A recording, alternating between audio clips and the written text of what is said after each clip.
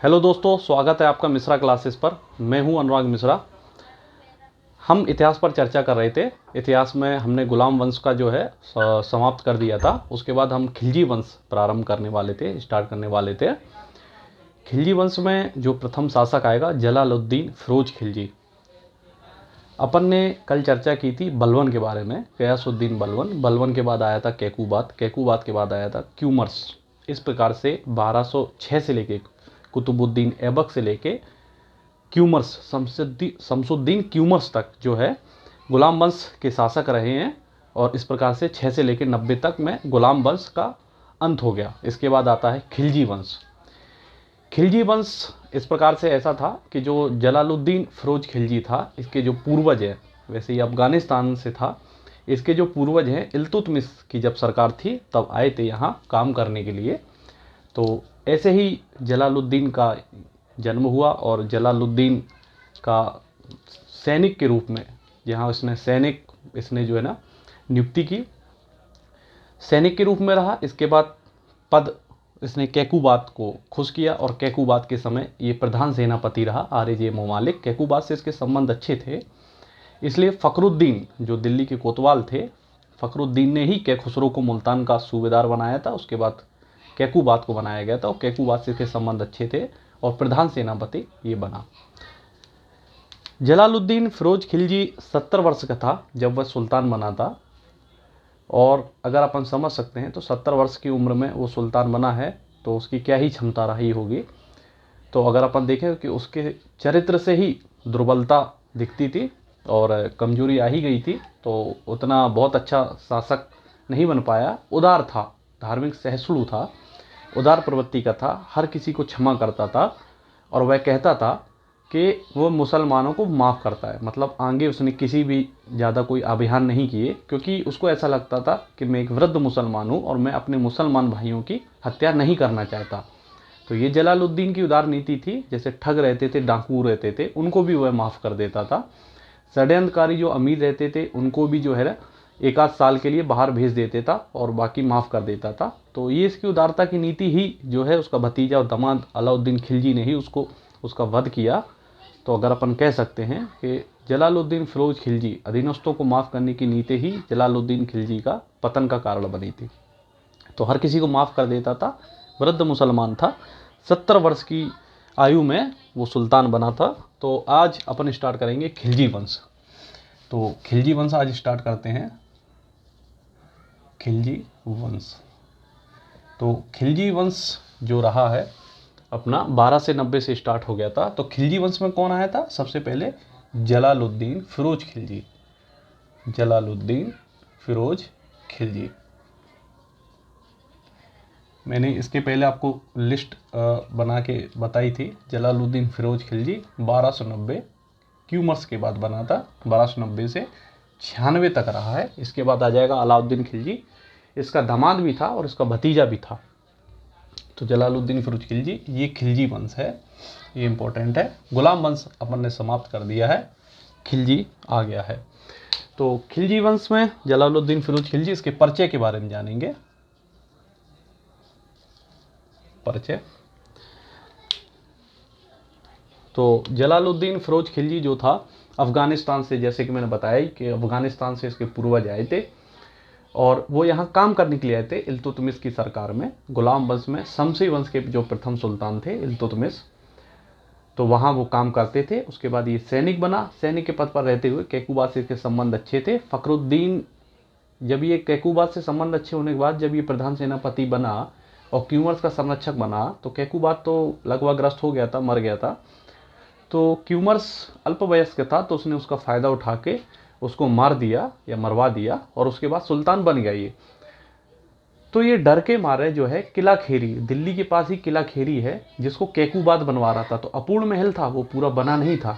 दिल्ली के पास ही किला खेड़ी महल था, तो वहाँ इसने अपना जो है सिंहासन रोड़ हुआ, मतलब राज्याभिषेक इसने जो करवाया वो किला खेरी में करवाया। अपूर्ण महल था।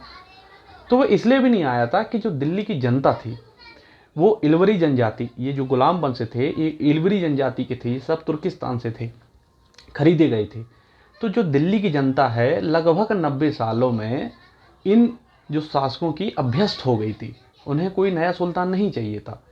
तो डर के मारे 1 साल तक वापस नहीं आया था, किला खेरी से ही शासन किया था, फिर फखरुद्दीन और लोगों के कहने पर ही आया था। और इसने अपनी इच्छा भी व्यक्त की अमीरों के सामने, जब उसने बताया कि मैं बलवन को जो हृदय में है उसके भय और उसके त्याग को अपने हृदय में रखता हूँ, तो वहाँ की जनता खुश हुई और फखरुद्दीन ने उससे मदद की और दिल्ली आया 1 वर्ष बाद किला खेरी से। तो अपन जानेंगे, ये तो मैंने परिचय बताया ही। पूरा नाम जलालुद्दीन फिरोज खिलजी था कैकूबाद के समय में। तो कैकूबाद कौन था?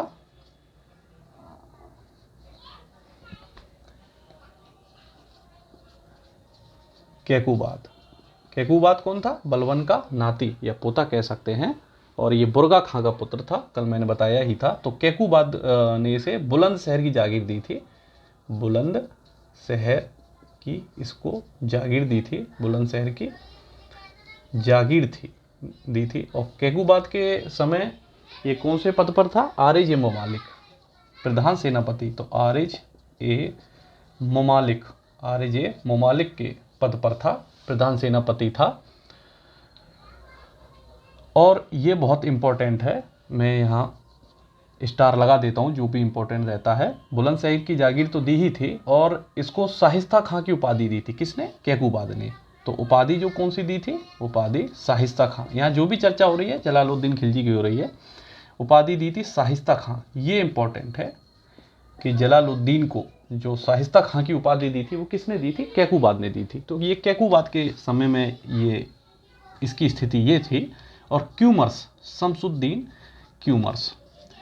क्यूमर्स के समय में ये संरक्षक था। किसका? क्यूमर्स का। कौन? जलालुद्दीन फिरोज खिलजी। तो कैकूबाद तक तो रही, क्यूमर्स के बाद इसने संरक्षक था, और इसके बाद इसने जो है हत्या कर दी। किसकी? क्यूमर्स की कर दी। और अगर अपन कहें कि इज इक्वल टू ये क्या रहा? फिर दिल्ली का सुल्तान बना, इक्वल टू दिल्ली का सुल्तान बना। ये थोड़ा सा मैं इस वे में आपको समझा दिया हूँ, थोड़ा सा कल वाला। इसके बाद इसने जो अपना राज्याभिषेक कराया, अगर अपन राज्याभिषेक की चर्चा करें तो दिल्ली के किला खेरी, दिल्ली स्थित, ये इंपॉर्टेंट है, ये पूछा जाता है। किला खेरी या खेड़ी कुछ भी कह सकते अपन, किला खेड़ी के महल में इसने करवाया। अपूर्ण महल था, कैकूबाद इसको बनवा रहा था।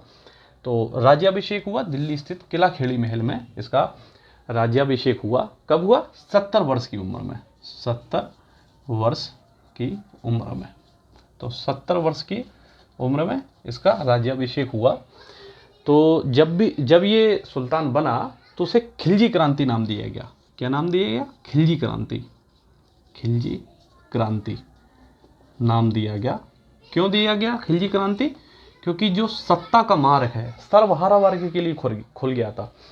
सर्वहारा वर्ग क्या होता है? सभी वर्गों के लिए खुल गया था। अभी तक क्या था कि तुर्की लोग शासन करते थे, तुर्की अमीर बनते थे। अगर अपन चर्चा करें कि जब बलवन नासरुद्दीन महमूद शाह जो उसका दामाद था, उलुग खां की जो उपाधि दी थी, तो बलवन के समय जो तुर्क अमीर थे, तो नासरुद्दीन ने क्या कहा था, क्योंकि वो पढ़ा लिखा था, समझता था, तो वो जो है जो सक्षम होते थे उन्हें शासन में भर्ती करता था। तो उसने एक, मैंने नाम बताया था, इमाउद्दीन रेहान, भारतीय मुसलमान थे, इमाउद्दीन रेहान की उसने नियुक्ति की थी, वकील दाद के पद पर उसको बिठाया था।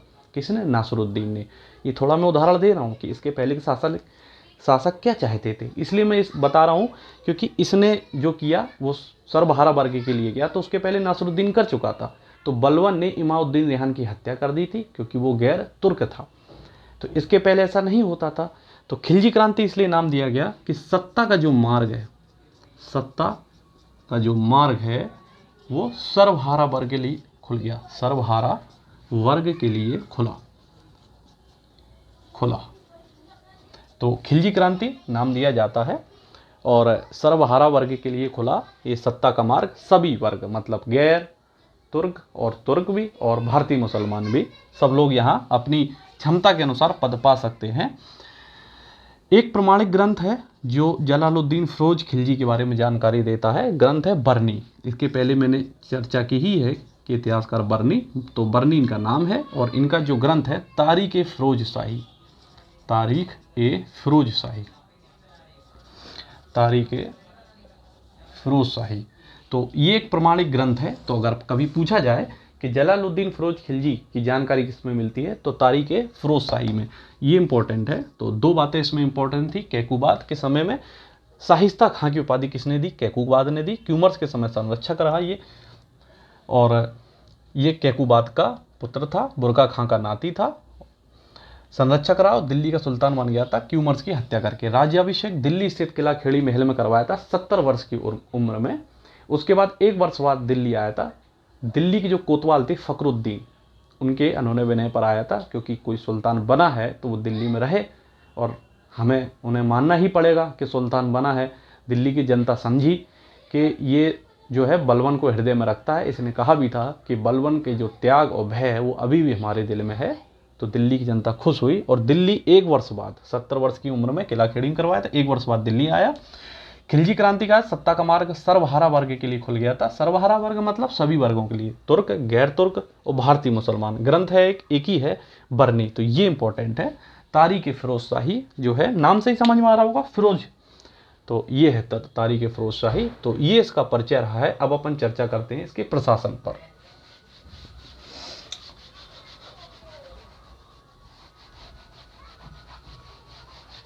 तो जलालुद्दीन जो था बड़ा उदार प्रवृत्ति का था, हर किसी पर भी विश्वास कर लेता था और भरोसे से ही ये काम करता था। अगर अपन देखें कि जो जलालुद्दीन फिरोज खिलजी का प्रशासन, ये इसने जो पद दिए थे जलालुद्दीन फिरोज खिलजी ने, सभी उच्च पद जो दिए थे। तो प्रशासन पर चर्चा करें तो सभी उच्च पद इसने अपने पुत्रों और संबंधियों को दिए। जो भी इसके पुत्र थे और संबंधियों को इसने उच्च पद प्रदान किए थे। तो अगर अपन कहें कि संबंधियों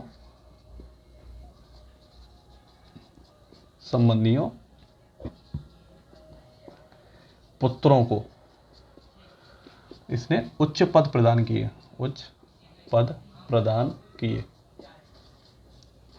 और साथ में क्या करता था, ये उपाधियां भी देता था। संबंधियों और पुत्रों को उच्च पद प्रदान किए, प्लस पद के साथ ये उपाधि भी देता था।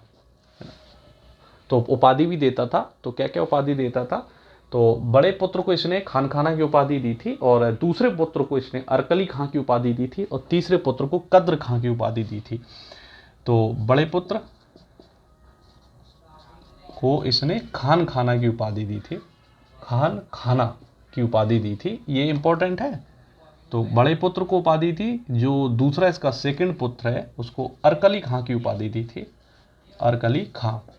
और इसका जो तीसरा पुत्र है उसको कद्र खां की उपाधि दी थी। तो ये इंपॉर्टेंट है, पूछा जाता है कि बड़े पुत्र खान खाना और दूसरे पुत्र को अरकली खां और तीसरे पुत्र को कद्र खां की उपाधि दी थी। और इसके पहले मैंने बताया ही था कि इसने प्रशासन में जो है सर्वहारा वर्ग के लिए खुला था। तो इसने प्रशासन में तुर्क, गैर तुर्क और भारतीय मुसलमानों की नियुक्ति की, भारतीय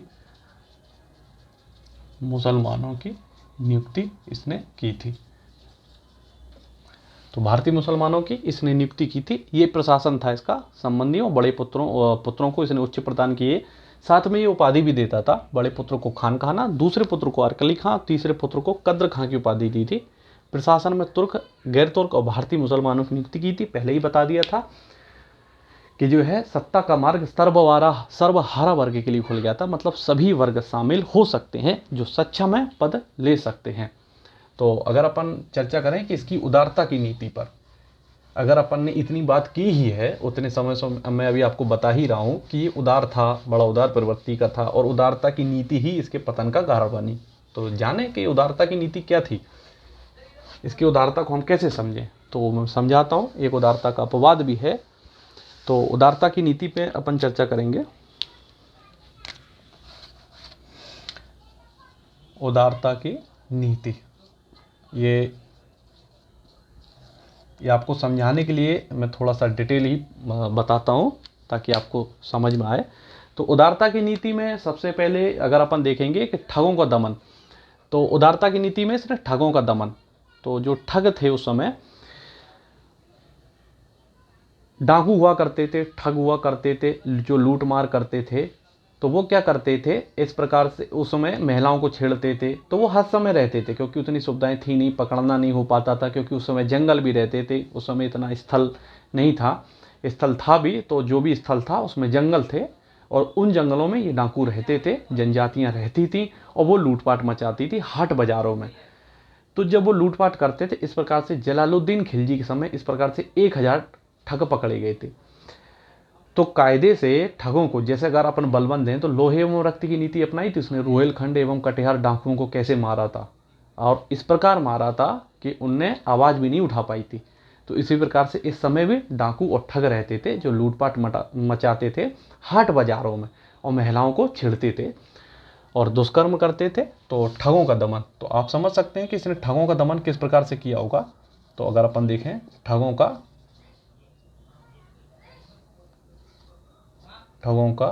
दमन, ठगों का दमन इसने क्या किया, जब 1000 जो डाकू पकड़ाए, 1000 इस समय लगभग 1000 डाकू जो पकड़ाए, तो इसने क्या किया कि उनको मारा नहीं,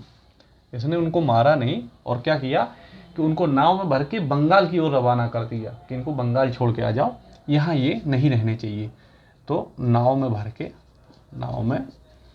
भरकर बंगाल की ओर रवाना कर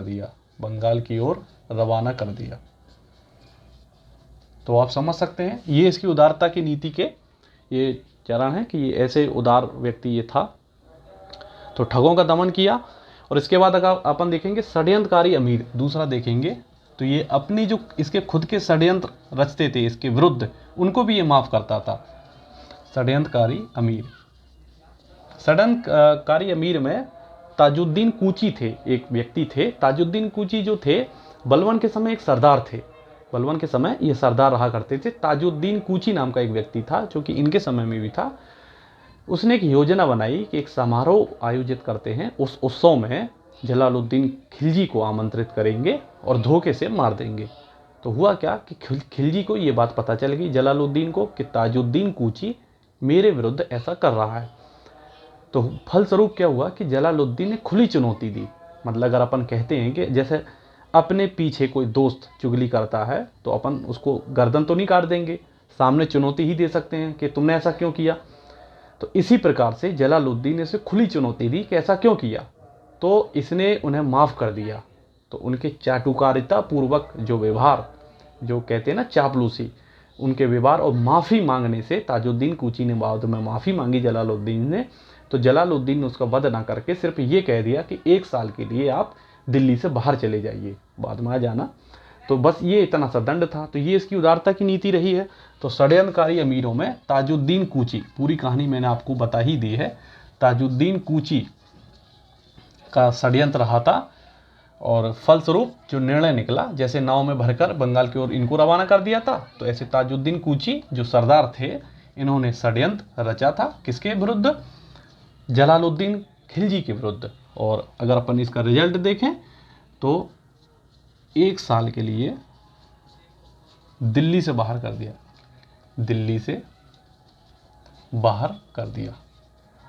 तो ये इसकी नीति से अपन समझ सकते हैं कि ये इसकी उदार की नीति थी, माफ कर देता था। खून रक्त पिपासु नहीं था, ये खूनी रक्त पिपासु नहीं था, क्योंकि ये चाहता था कि मैं वृद्ध मुसलमान हूँ और ये शांति से रहना पसंद करता था। मैं किसी भी जो है मुसलमान की हत्या नहीं करना चाहता हूँ।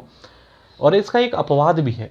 अपवाद क्या है, इसकी उदारता का अपवाद। अगर अपन कहें एक्सेप्शन हर जगह होते हैं, तो इसका अपवाद ये था उदारता का, क्या था, तो सीदी मौला की हत्या। सीदी मौला की हत्या। सीदी मौला कौन थे, ये ईरानी संत थे, ये ईरान से आए थे। तो सीदी मौला ईरानी संत थे, इनकी हत्या करवा दी थी। हत्या क्यों करवा दी थी कि सीदी जो मौला संत थे, नाम से पता चल रहा होगा संत है, तो ये विशाल खानकाह चलाते थे।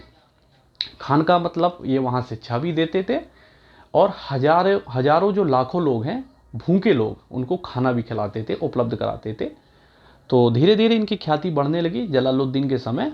तो जब सीदी मौला की जब ख्याति बढ़ने लगी, तो हुआ क्या कि इनके यहाँ के जो सरदार हैं, 2 सरदार जाते थे वो सीदी मौला के यहाँ। तो जलालुद्दीन के कान में जब खबर ये पड़ी कि सीदी मौला जो है उन 2 सरदारों के साथ मिलकर जलालुद्दीन की हत्या करना चाहता है, जलालुद्दीन इससे बहुत क्रोधित हुआ और उसने हाथी से कुचलवाकर सीदी मौला की हत्या कर दी। हाथी से कुचलवाकर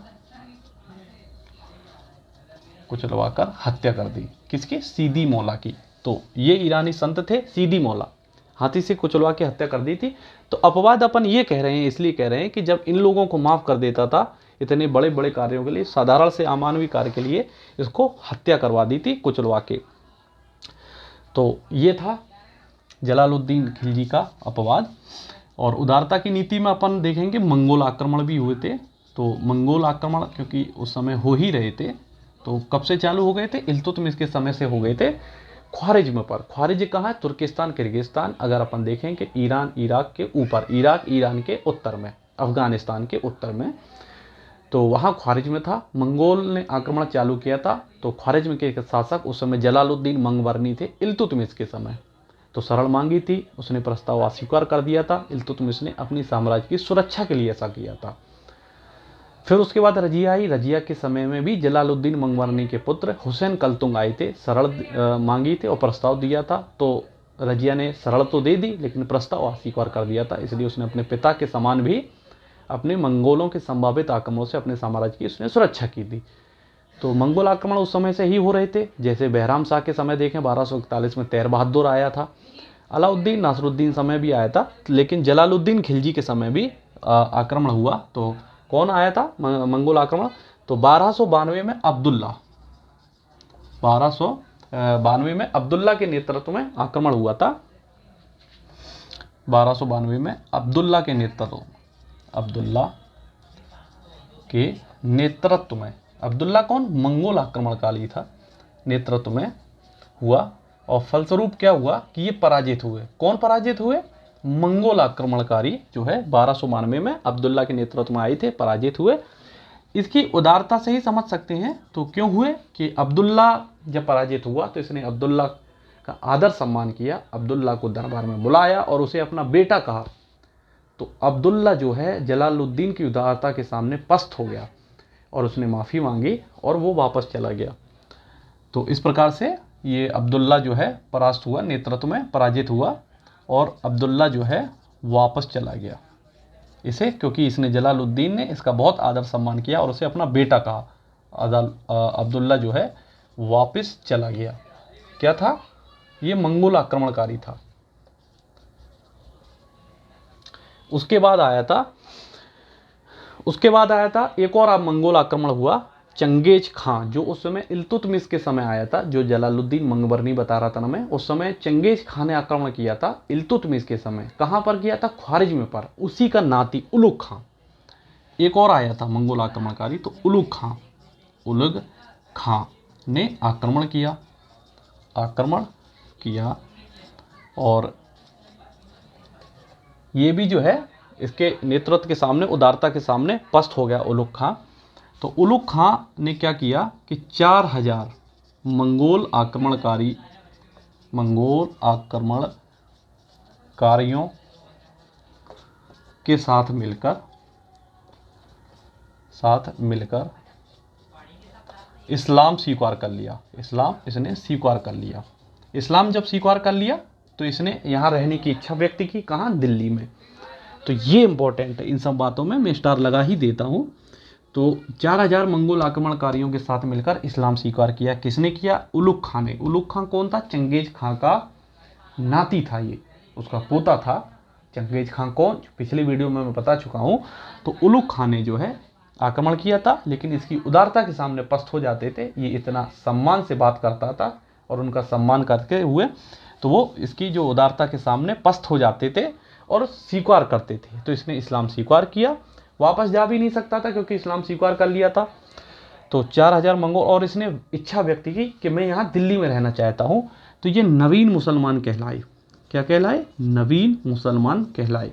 ये परीक्षा में पूछा जाता है कि नवीन मुसलमान कौन थे?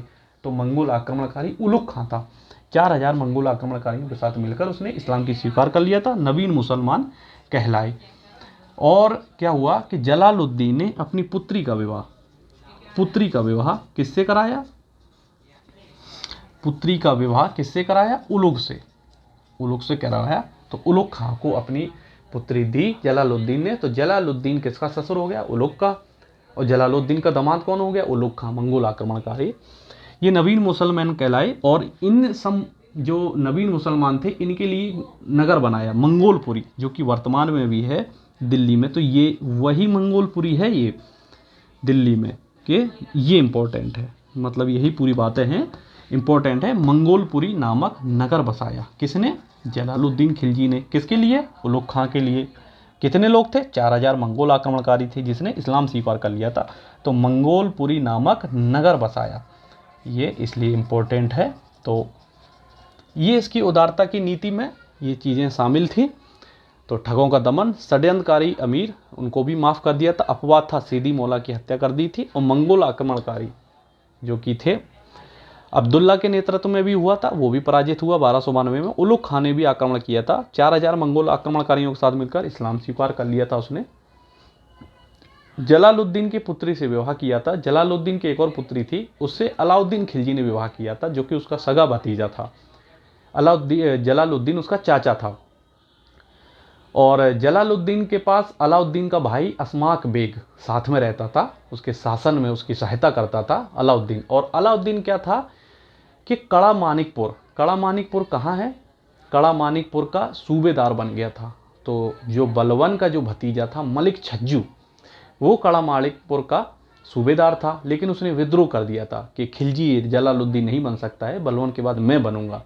तो उसके विद्रोह का भी जो है ना, उसने उदारतापूर्वक ही दमन किया, उसको माफ़ किया। और क्या हुआ कि अलाउद्दीन खिलजी को, जो कि आगे आएगा, अलाउद्दीन खिलजी को उसने सूबेदार नियुक्त कर दिया। मलिक छज्जू ने भड़काना चालू कर दिया किसको? अलाउद्दीन खिलजी को, क्योंकि अलाउद्दीन खिलजी के मन में छिपा हुआ उद्देश्य ये था कि उसको शासक बनना था। और कैसे भी शासक बनना था, तो वो धीरे धीरे अपनी जो काम को आगे बढ़ा रहा था और अंजाम दे रहा था। तो मलिक छज्जू ने उसको भड़काया कि कभी भी विद्रोह करने के लिए धन की आवश्यकता होती है, तो पहले तुम धन इकट्ठा करो, अभियान करो 1-2, और उसमें धन इकट्ठा करो और जलालुद्दीन को खुश करो और धोखे से मार दोगे। तो ये उसके मन में पहले से ही चल रहा था, लेकिन मन की क्या जाने। तो कड़ा मानिकपुर कहाँ है? कड़ा मानिकपुर होता गंगा जो तट है ना, गंगा के जैसे किसी भी नदी के 2 तट होते हैं। तो एक ये किनारा, एक ये किनारा। तो कड़ा एक किनारे पर था, मानिकपुर दूसरे किनारे पर था, तो दोनों को मिला के कड़ा मानिकपुर कहा जाता था। कड़ा मानिकपुर कहाँ है? ये सिराथू सीट है। कहाँ की सीट है? सिराथू सीट, जो कि अपने यहाँ डिप्टी सीएम है ना, केशव प्रसाद मौर्य, जो कहाँ के? यूपी के। तो यूपी का क्षेत्र है कड़ा मानिकपुर, इलाहाबाद के पास है।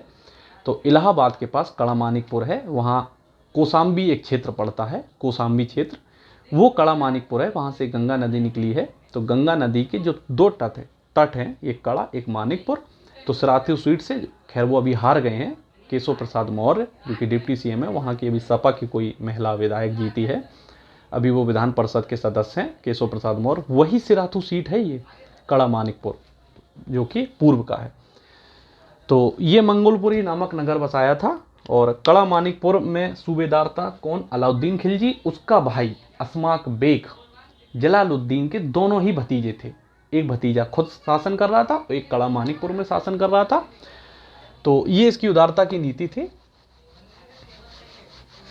अब अपन आगे चर्चा करते हैं कि इसके सैन्य अभियान पर। किसके सैन्य अभियान पर?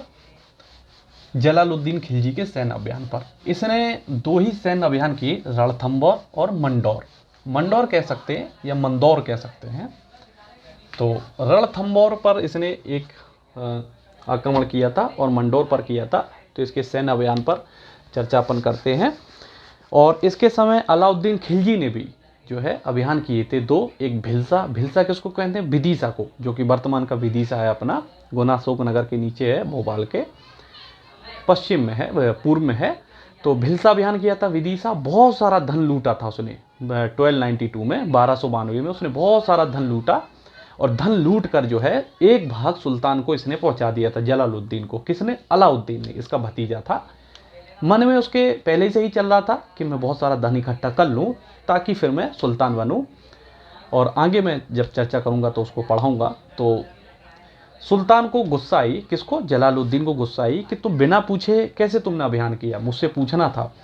तो ये सुल्तान ना डांटे उसको, उस पर कोई कार्रवाई ना कर जाए, इसलिए ये एक भाग सुल्तान को पहुंचा देता था। सुल्तान खुश हो गया उस समय। और कड़ा मानिकपुर के साइड में है एक अवध, अवध जो कि वर्तमान का लखनऊ जो क्षेत्र है, अवध की भी जागीरदारी दे दी भिलसा लूटने के बाद 1292 में। इधर जलालुद्दीन अपना दिल्ली में शासन कर रहा था, वो उधर लगा हुआ था उत्तर प्रदेश के क्षेत्र में। तो उस समय अवध का जो सूबेदार रहा था वो हातिम था, जो कि दोनों विद्रोह कर रहे थे जलालुद्दीन का एक समय में, मलिक छज्जू काड़ा मानिकपुर का और अवध के सूबेदार जो थे हातिम, तो दोनों को हटा दिया था।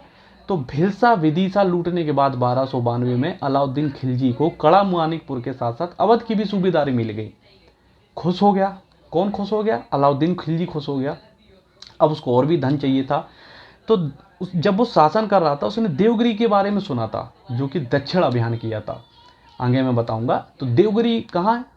देवगिरी वर्तमान का औरंगाबाद, महाराष्ट्र। देवगिरी जो क्षेत्र है महाराष्ट्र का क्षेत्र है, औरंगाबाद, जो कि वर्तमान में अभी जो सरकार है महाराष्ट्र की सरकार, उसने उसका नाम संभाजी नगर कर दिया है, वही औरंगाबाद। वो पहले देवगिरी था, उसके उत्तर का जो क्षेत्र था एलिचपुर था। तो वो अभियान किया था। वहाँ के शासक थे रामचंद्र देव। तो रामचंद्र देव को बिना बताए जो है उसने आक्रमण कर दिया। रामचंद्र देव घबरा गया और जो संधि की उसने बहुत सारा धन लूटा, किसने? अलाउद्दीन खिलजी ने, और वो चला गया था। तो ये इस प्रकार से दो अभियान किए थे, किसने? अलाउद्दीन खिलजी ने, इसके भतीजे ने। और इसने जो दो अभियान किए थे वो रणथंबोर और मंडोर अभियान किया था। तो पहले हम इसके अभियान के बारे में चर्चा करते हैं, फिर अलाउद्दीन खिलजी के अभियान के बारे में चर्चा करेंगे। अलाउद्दीन के अभियान के पीछे ही और उसके उद्देश्य के पीछे ही जलालुद्दीन का वध है। जलालुद्दीन का वध ही जो है ना, उसके जो उसको माफ़ कर देना अलाउद्दीन को, वही उसके पतन का कारण बना। तो जलालुद्दीन का, तो सैन्य अभियानों पर अपन चर्चा करेंगे। सैन्य अभियान, तो सैन्य अभियान पे अगर अपन चर्चा करेंगे तो एक तो रणथंबोर था और एक था मंडोर। तो 1290 तो जब ये बना था उसी समय किया था। तो 1290 में ये रणथंबोर वर्तमान में कौन से जिले में आता है? सवाई माधोपुर। सवाई माधोपुर मध्य प्रदेश की सीमा से भी लगता है, सवाई माधोपुर उद्यान भी है ये रणथंबोर, सवाई माधोपुर शिवपुर के साइड में है। तो सवाई माधोपुर इसका अभी वर्तमान में, इसलिए मैंने लिख दिया ताकि आपको समझ आ पाए। तो रणथंबोर में इसने अभियान किया 1290 में। तो यहाँ का इस समय शासक हुआ करता था हमीर देव। हमीर देव शासक थे, हमीर देव।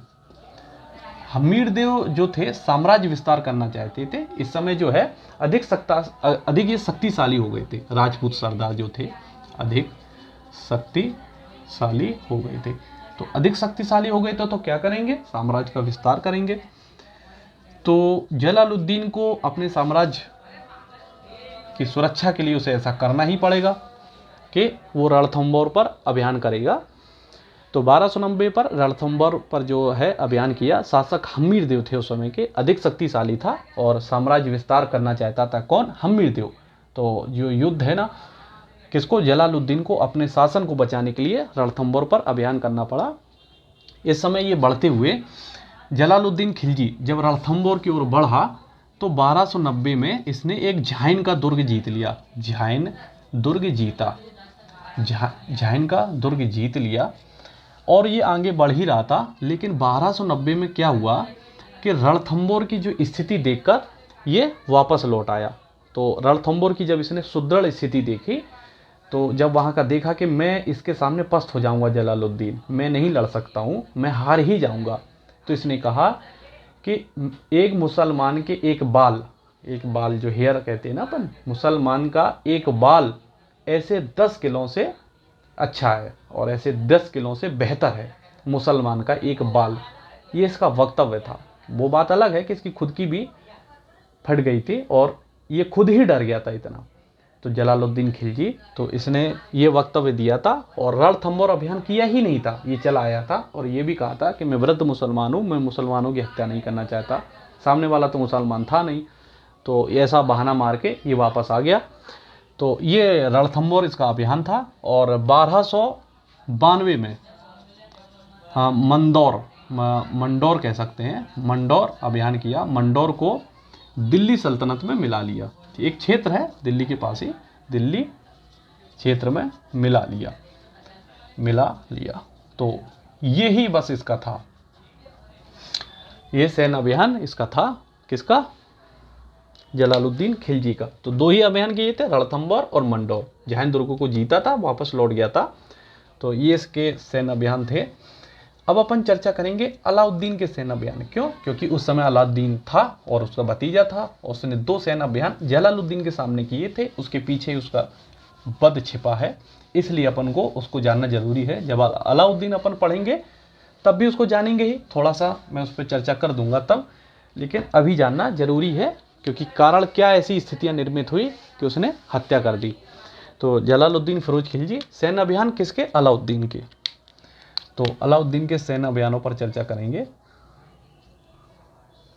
अलाउद्दीन के सैन्य अभियानों पर चर्चा करेंगे। एक इसने अभियान किया था भिलसा अभियान। भिलसा, अगर अपन बात करें,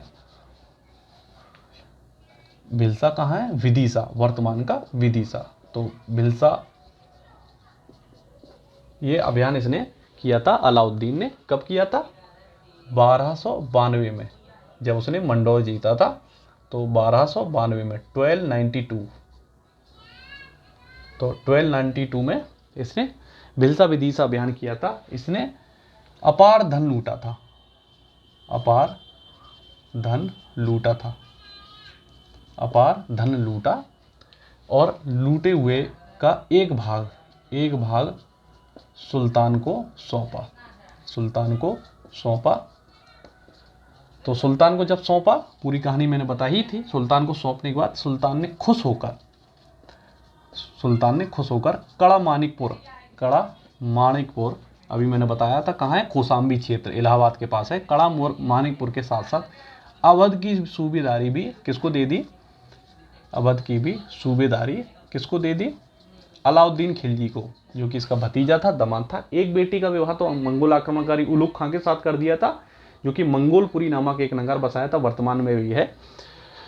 एक बेटी की शादी की थी अलाउद्दीन खिलजी के साथ की थी, और कड़ा मानिकपुर के साथ साथ इसको अवध की भी सूबेदारी इसको मिल गई थी। तो 1292 में इसने अपार धन लूटा और एक भाग सुल्तान को सौंपा। सुल्तान ने कड़ा मानिकपुर के साथ साथ इसको अवध की भी सूबेदारी इसने दे दी थी। ये एक अभियान था। फिर दूसरा अभियान किया था देवगिरी का। देवगिरी का किया था अभियान। कब किया था? तो 1296 में अंतिम अभियान था अलाउद्दीन का। जलालुद्दीन के शासन की बात कर रहा हूँ। वैसे तो उसने बहुत किए थे, पद्मावती भी था और दक्षिण अभियान भी किए थे, तो वो मैं कल चर्चा करूँगा। तो ये देवगिरी का अभियान था। तो ये जो दक्षिण भारत को जीतने वाला प्रथम शासक था। तो देवगिरी में जो शासन उस समय था, किसका था? रामचंद्र का था, रामचंद्र देव। इसका पुत्र था शंकर देव। तो रामचंद्र देव का शासन था उस समय। कहाँ? देवगिरी में, 1296 में। तो 8000 चुने घुड़सवारों के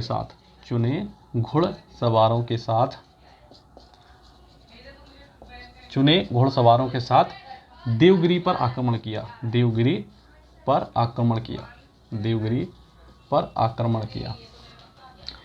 जब भी आक्रमण होता है तो जो गुप्तचर रहते हैं सामने वाले जो शासक को है बता देते हैं, लेकिन इसने ऐसा किया कि ये छिप के गया था, और इसने जलालुद्दीन खिलजी को बोला था कि मैं चंदेरी पर आक्रमण कर रहा हूँ। चंदेरी कहाँ? अशोकनगर। विदिशा कर लिया था, उसके ऊपर की बात कर रहा हूँ। तब पहले ये गुना में ही आता था, अशोकनगर अलग हुआ है।